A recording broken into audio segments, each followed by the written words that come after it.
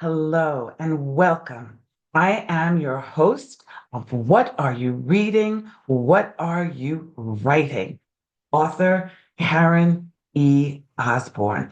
I have 5 novels out. The latest is Justice for Emerson. I am so glad that you're here. This is a space for readers and writers to come together and talk about books. So today you get to meet Alice Benson. Hey, Alice. Hey Karen, nice to be here. Oh, I'm so glad that you could join me today. And I know everybody's going to enjoy our conversation. So you have 3 novels out and a bunch of short stories. But this new one, this latest one, is a little different It from, is. yeah, from your others. We want to talk about that. It's called Trapped in a Tablet. So, how cool is that? And wait till you see the cover. Do you have a copy of the book I handy? do. I do. Look at this cool cover. Look at that. Yeah, it's lovely. I thought the publisher and the artist did a beautiful job. Yeah, I think so too. That's a really good looking cover, really good looking. So I noticed that your other books had like really serious themes of social justice and politics and, contemporary issues, something that I do as well in my books, but it seems different. So tell us a little bit about the setting and the premise of this book, and then we'll talk about the change. But first, just tell us the premise and the setting and who's this aimed for? And Oh, okay. This is a middle grade chapter book. So this is seven and up. So the 7 years old through probably 12 years old mm, is the target audience for this book. Um, and it's got a mystery, it's a little fantasy, which is all different for me, and the genre, the age group, it's all different. But so it's a young girl. The main character is 10 years old, Dinah, and she goes up to her grandmother's attic to get a book, a Nancy Drew book, I don't know, and and discovers an old iPad in the attic, turns it on, and there's a 10-year-old a ghostly figure comes out of the iPad, and it turns out it's a 10-year-old girl trapped. She's been trapped in this iPad for 15 years. wow. I love that premise. I have a 10-year-old in my life. She and I are buddies. And my she's right in the middle of my grandkids. Okay. And they're all boys.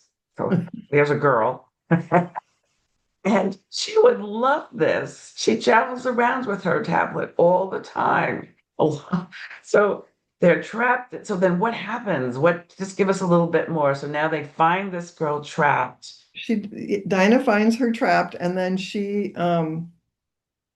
tells her best friend Lily. And then she brings Lily back to the attic. They have to leave the tablet in the attic. They can't take it out and the reasons are explained, but they have to leave it there. So they have to keep going back to her grandmother's house. And she and her best friend Lily work with Lonnie, the girl trapped in the tablet, to figure out how they can get her out. And so and along the way, they learn some lessons, hopefully not heavy-handed lessons, but they just learn Mhm. more about friendship and family and what's important in their lives. Oh, that's beautiful, Alice. That's beautiful, beautiful. I am definitely getting this for Delilah. So what inspired this change? You went from these more serious with heavier issue novels, lovely novels, successful novels. What inspired this? Well, it's kind of, I'll try not to make it too long a story, but I have two granddaughters. Right now they're 14 and 11, but like 3 years ago they were younger, and the older one um, saw me working on I was working on a book then about, I didn't, I didn't finish it, but and the main character lived on a farm. So Genevieve thought that was cool, and she wrote some uh, descriptions for me of the farm, and I put them in the draft, and that was really fun. But then she went off on into murders and bootlegging, and I said, well, that's not really going to fit in this book. So we started writing just a whole different book, and then her younger sister Greta, my younger granddaughter, also had some ideas. So she threw those out. So we took her idea, and her original idea was to have a ghost in the attic at her grandmother's house, at a girl's grandmother's house. So we took her ideas and we wrote those down. And so the inspiration, this is a long story, came from my granddaughters. And Greta came up with the whole the ideas, the characters, the descriptions were all out of Greta's. She's 11 now, but she was 9 and 10 when we were working on this book. Wow. So your co-author is your granddaughter. Correct, yes. Wow. And she's got her name on the book and everything. Is she excited? She was very excited about this. We had a launch at a local bookstore here, and we had a very good attendance, and she was like a little star. She was very comfortable in front of the group, and she just had a great time. The only thing I would do differently is she was a little bit disappointed when it was done that she hadn't done more of the actual writing. I did most of the actual writing. She she would tell me things and then I would write them. And she's a very good writer. So I would have so we've decided that next time, and we're looking at maybe next year working on another novel, that we'll do it differently so that maybe I'll write a chapter, she'll write a chapter, and then we'll come, we'll get together and do it that way. So that she has more active input. But yes, she was very excited to have a book with her name on it. She took it to school, showed her friends. It was very, and it was just we had it was just a great experience, and I'm hopeful that it will be good memories for her. Yes, yes. That is, I just love, as a grandma, I just love that story. And even as a mom with my kids, we didn't write them. I would just, like, I'm cooking in the kitchen and I'd say, okay, let's write a story. And I would start an opening line and I'd say, then what happened? And my son would say what happened. Then I'd say to my daughter, what happened after that? And then I would add to it. And we did that all the time. And so one of them ended up being a published writer and one of them didn't. But they both have great memories of writing stories with mom. And then I tried it with my grandsons, but it didn't work as well. It's not for everyone, but that's a great idea. I love that. Yeah, it Because was it gets, fun. yeah, and everybody contributes. Yes. That's a fun way to do things. So I'm going to keep that in mind for. Yeah. And it's a great way to get them to want to read books and to, be creative and she and my daughter ended up being a creator, but she just didn't take to writing. But my son is a published short story writer like yourself. Oh, that's great. Good for him. Yeah. So um I was going to ask you about the co-author, and you shared that with me already because I didn't have no idea that was your granddaughter. I think I knew that. I think you mentioned it to me earlier, and I just forgot that it was your granddaughter, which makes it super super cool.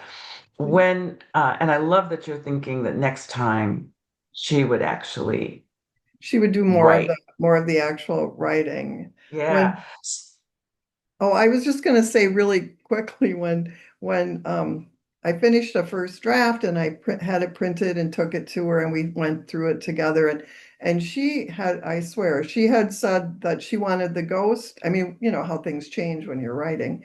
She had wanted the ghost to be from ancient Egypt. So I did research and I came up with, artifacts and I put all that in. And then when we were going through it, she said, I don't think I said that.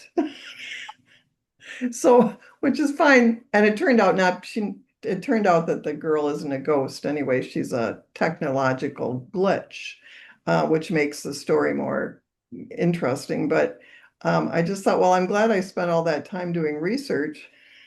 And then, but it was fine. You know how that is too. In Yes. your second draft, sometimes you just have to get rid of stuff. So You just it was funny. don't work out. They don't work out. So are you, in addition to thinking about writing another book with your granddaughter, are you going back to your novels or Yes, yes. So I have actually I have a couple things going on. So the novel that I wrote with my older granddaughter now is also going to be published. The same publisher, Watchful Wizard Publishing, is going to, I'm working with the editor there now to get it ready to hopefully be published in early 2026. And that's a young adult novel for little older teens. It's got more mature themes, and um, it's about a teenage girl who gets pulled back in time from 2024 to 1924 to become because she has to help her great great grandmother who's a bootlegger. So Genevieve wanted to write the bootleg story, and we wrote the bootleg story. And so, but I'm really excited because that one will be coming out at probably in early 2026. well, you have to come back and you have to bring her with you when that one comes back. I want to meet your maiden granddaughters. It's just very exciting. When the And new one comes out, I would love to have all three of you okay, come. And that would be so, don't you think that would be a fun interview that would with, be very fun. And people yeah, have said that one to me when I said I was going to be doing this. They said, "Well, is Greta going to come with you?"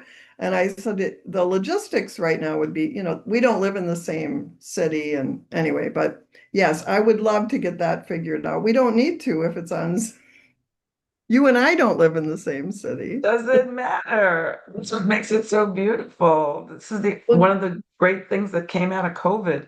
People figured this out. yeah, They could talk and communicate. So you have to come back with your granddaughters. We'll do it after school and perfect. We'll do it we'll in early, well, after the book comes out in 2026. And yeah, or on the, for the pub day or something. But okay. anyway, they don't care about that right now. So we have to focus on our audience here. And then I also have a book that I finished that's coming out in April of 2026 it's published by Running Wild Press, called The Life That She Wanted. And this is an adult novel. It's back to there's themes of domestic violence and other things, but one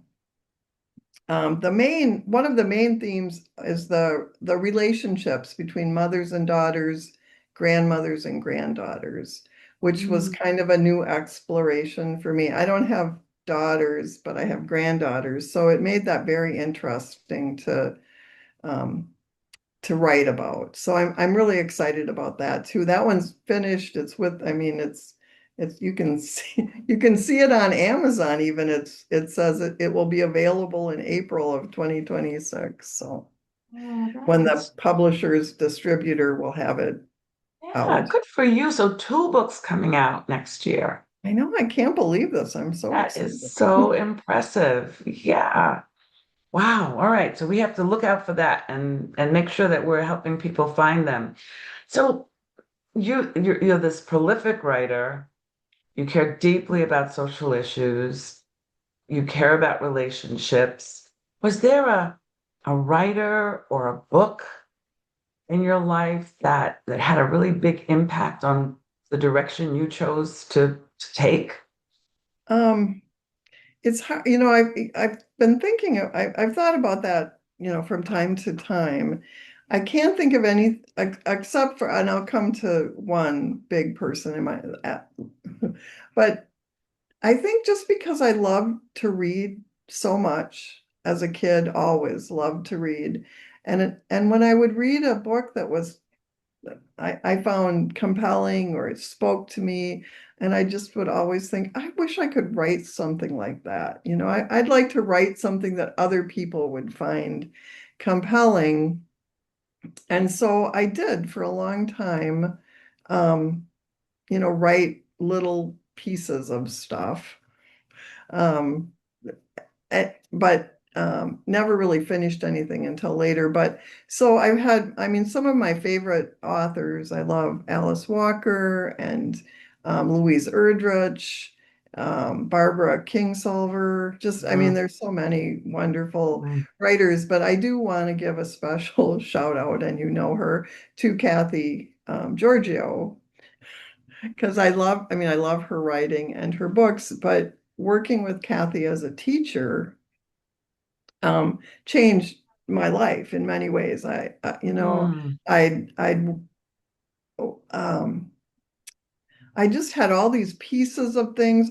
I worked at a domestic violence shelter for a long time, I always had a vision that would make an amazing book. The stories and not the real stories, of course. mm. Everything is fictionalized, but just I had this vision, but I couldn't get it together.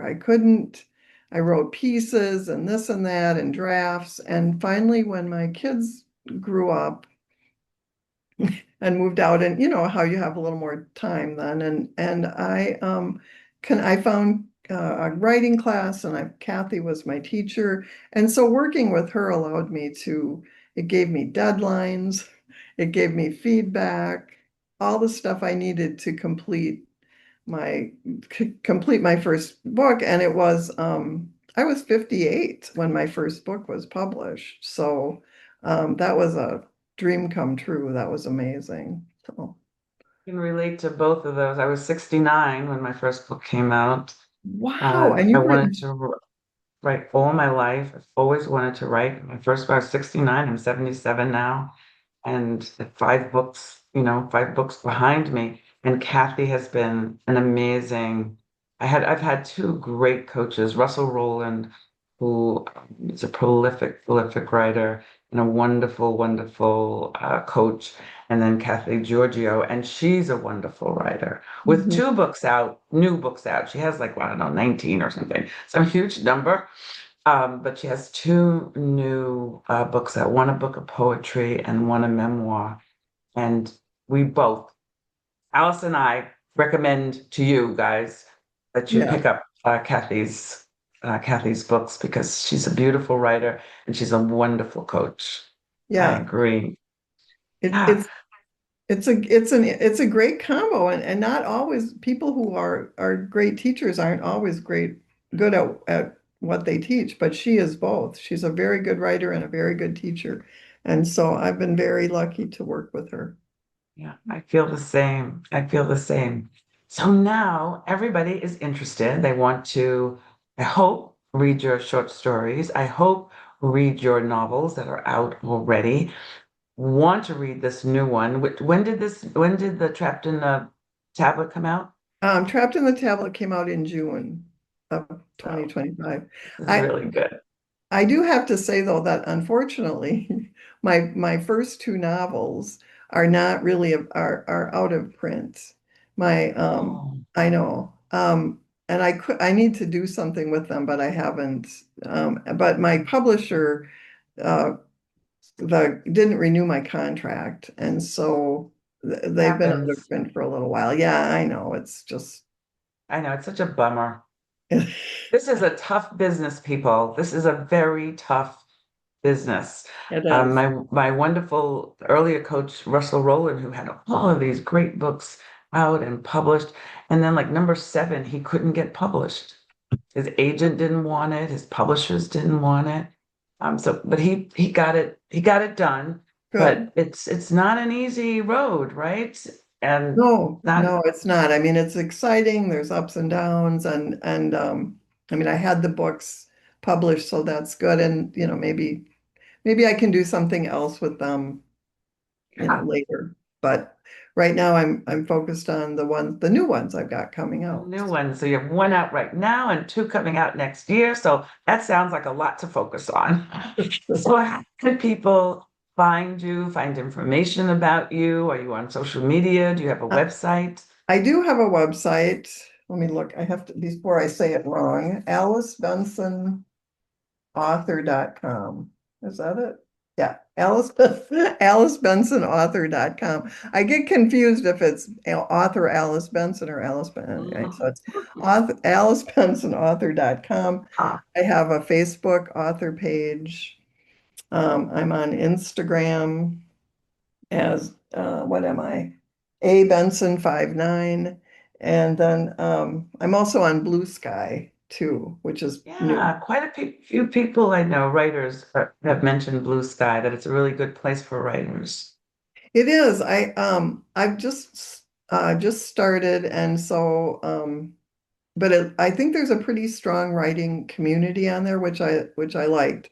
Um, I liked that about Twitter when it was Twitter, but then it didn't work as well for me. So I like Blue Sky and Instagram and Facebook, those. And then I'm trying to keep my website updated. So for upcoming events, and you can click on a link and to find my book, to find Trapped in a Tablet on Amazon. And so And I so have, please, everybody, go to her website, follow her, follow her on yes, Instagram, follow her on Facebook, buy or borrow or both.